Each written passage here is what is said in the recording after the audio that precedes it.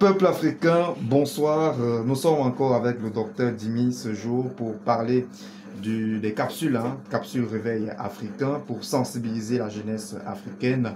On reparle encore de cette jeunesse et de ces démons, des démons qui sont réveillés récemment au lycée de Tourébé à Yaoundé, où l'on a vu des jeunes élèves vandaliser l'établissement, braver les forces de maintien de l'ordre avec des projectiles, des cailloux. Docteur Dimi, en tant que traditionnaliste, comment en est-on arrivé là? Oui, Hervé, vous savez, quand nous on exile le retour aux sources, beaucoup nous disent que c'était l'ancien temps, voilà la nouveauté, voilà la mondialisation, voilà ce que vous croyez tout bling bling propre. L'Occident a tout bien fait, il a amené le développement. Voilà ça, la preuve du développement, c'est une fausse développement. Première cause de tous ces désordres, c'est le libertinage aux enfants.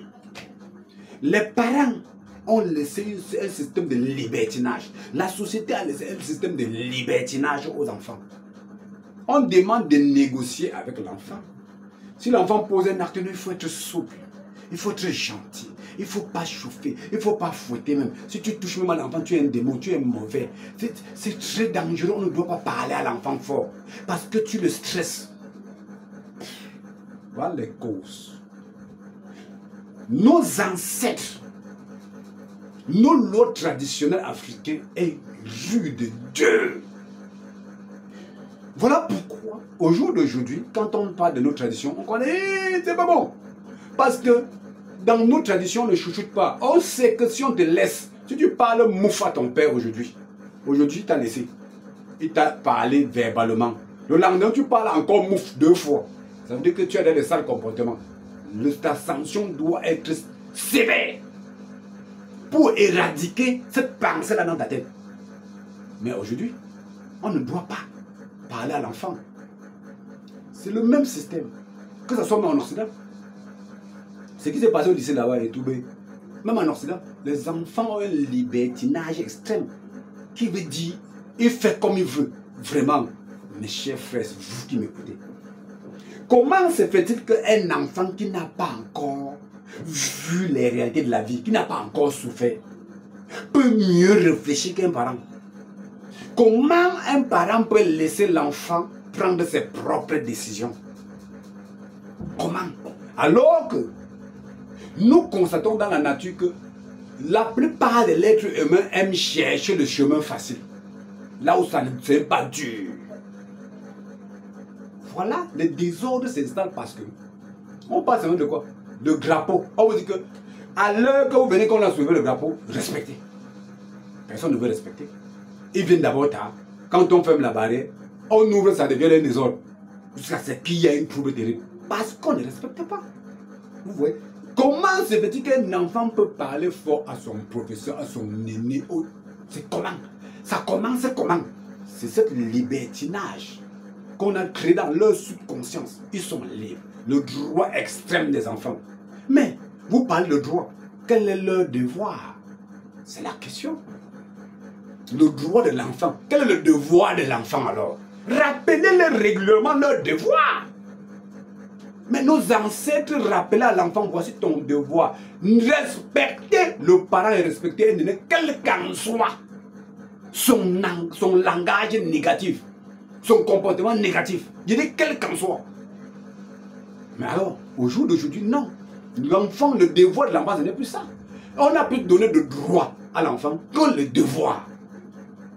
L'Afrique doit changer ça. Si on ne change pas ça, on est en train de fabriquer les futurs bombes à retardement. Et les futurs délinquants déséquilibrés, les futurs pauvres, les futurs malheureux, les futurs mal élevés. Et que les parents vont en subir au fur et à mesure. Et quelle est la solution que vous, les traditionnalistes, pouvez vous proposer pour désamorcer cette bombe-là, cette bombe à retardement dont vous parlez? C'est très facile. Voilà pourquoi on dit que les normes traditionnelles doivent être valorisées, enseignées dans les écoles, enseignées partout. Les valeurs traditionnelles doivent être enseignées. Pourquoi? Un enfant ne doit pas parler fort à un parent ou à un aîné. On doit les enseigner. Petit exemple. Bon, voici, je suis un papa, un parent. Peut-être j'avais volé un jour. On m'a tapé, massacré jusqu'à Peut-être même mon pied qui marche tordu, c'est à cause de ça. L'enfant ne connaît pas, personne ne connaît. Si je vois mon enfant un peu voler quelque chose, comment il va me comporter? Je connais dans ce qui va l'arriver. Est-ce que directement il va aller dire à l'enfant que j'avais volé, on m'a cassé les pieds? Tu cherches à éteindre cela. Bah, tu peux lui dire que j'avais volé, on m'a cassé les pieds. Donc je te ressemble. Donc tu étais un voleur, moi je continue aussi à voler. Tu vois? Maintenant, tu cherches à l'empêcher à voler sans le lui dire. Mais quand tu commences à lui fouetter ou lui torturer ou lui menacer par rapport à ça, on dit tu as trop torturé l'enfant, tu menaces l'enfant. C'est pour dire qu'il y a des actions qu'un parent, un aîné peut commettre devant un enfant. Face à face, on voit qu'il n'a pas raison. Alors qu'au fond, c'est parce qu'il a vu ce qui doit arriver. Pour dire, les initiés comme nous, il faut qu'on ramène les normes traditionnelles. Apprendre aux enfants, quelles qu'en soient tes raisons, tu soumets aux aînés. Quelles qu'en soient tes raisons, hein, tu soumets aux aînés ou aux parents. Ils réfléchissent et ils trouvent la solution. Pour dire quoi? Avant, quand tu avais un problème avec ton père, il se comporte mal, tu rentres, tu t'assois. Tu ne lui réponds pas mal. Quel qu'en soit le gaffe qu'il a fait. Il t'a même giflé pour rien, il a fait quoi? Tu rentres, tu vois encore un papa comme lui. Ou un clan d'âge, tu dis papa.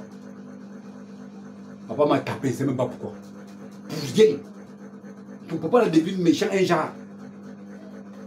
Quand le parent entend, quand il ira causer avec lui, il doit prendre la diplomatie pour lui causer. Pourquoi il était tensionné? Pourquoi il tape l'enfant vraiment pour rien? Il y a quelque chose qui ne va pas sur lui. Il y a des personnes que tu peux voir. Un fait mal lui frapper, n'a même plus 5 francs sur lui. Tu lui demandes l'argent, toi l'enfant. Ça l'énerve, il te claque même pour rien. Ce n'est pas toi le problème, c'est parce qu'on lui a causé un zolo grave de l'autre côté. Parce qu'il n'arrive pas à comprendre. Alors, directement, ça permet à ce que, si c'est un aîné qui part vers lui, il lui cause, il dit que même si c'est ça qui est arrivé, il faut te maîtriser quand un problème arrive. L'enfant a quoi il voit? Il faut. Là maintenant, il parle entre eux en grande personne. Ça passe, le message passe. Si toi l'enfant dit un fou père comme ça, un fou comme ça, tu me tapes pourquoi? Si le père s'énerve encore, il tape encore vrai. Il casse. Mais docteur Djimi, est-ce qu'il n'y a pas de rites traditionnels qu'on peut également appliquer à ce type de situation? Parce que même le fouet dont vous parlez ne semble plus effrayer ses enfants. Les parents eux-mêmes sont presque impuissants. La situation est quand même grave. Elle veut voir les livres comme celle-ci que j'ai écrit. L'enfant n'a pas besoin de fouet, même de rites de foi. C'est l'éducation à la base. Voilà les livres. Les plus grands vrais secrets africains pour la réussite en mariage et en famille. Voilà les puissants livres qui permettent à l'être humain de vivre en paix dans la famille. J'ai appris, j'ai enseigné à l'intérieur comment l'enfant doit se comporter. Et je profite de l'occasion pour dire, j'ai ouvert un centre culturel privé qui est monté à Douala, que l'État m'a donné l'autorisation dessus.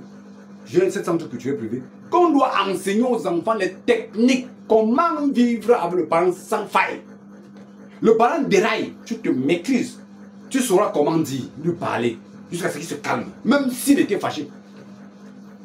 Les aînés déraillent, comment l'enfant doit se comporter. Sachez que l'enfant chez nous, c'est un futur puissant. Quand on éduque l'enfant dans le bon sens, tu verras que l'enfant ne doit pas faire de faille. Ce n'est pas des rituels qu'il faut. Il y a aussi les rituels. Mais l'éducation à la base, le mode de vie traditionnel africain, c'est ça qu'il faut. C'est ça qu'il faut les enseigner. Quand tu l'enseignes tout, tu l'expliques les impacts négatifs quand il se comporte mal. Quand il comprend ça, entre les pommes, ça reste. Il ne pourra plus faire l'erreur. Et ça serait maintenant des vrais hommes, des futurs, des hommes, les hommes qui vont tenir le monde le lendemain. Pas des délinquants, pas des déséquilibrés mentaux. Quand un enfant comme ça se comporte mal devant les parents, tu penses que quoi? Quand il se comporte mal, il tape, il croit qu'il a bien fait. Il est déjà gâté, commence à être gâté. C'est la société, la pauvreté. Ce sont des gens qui vont, les futurs pauvres, les futurs malheureux, les futurs délinquants. Et c'est eux qui vont commencer à dire que la vie, Dieu ne m'aime pas. Ils vont se retrouver dans les églises en train de prier que Dieu doit me sauver, Dieu doit me sauver, alors qu'on devait travailler dessus. Merci, docteur Djimi. C'est moi qui vous remercie. Merci pour ces conseils. Merci de vous.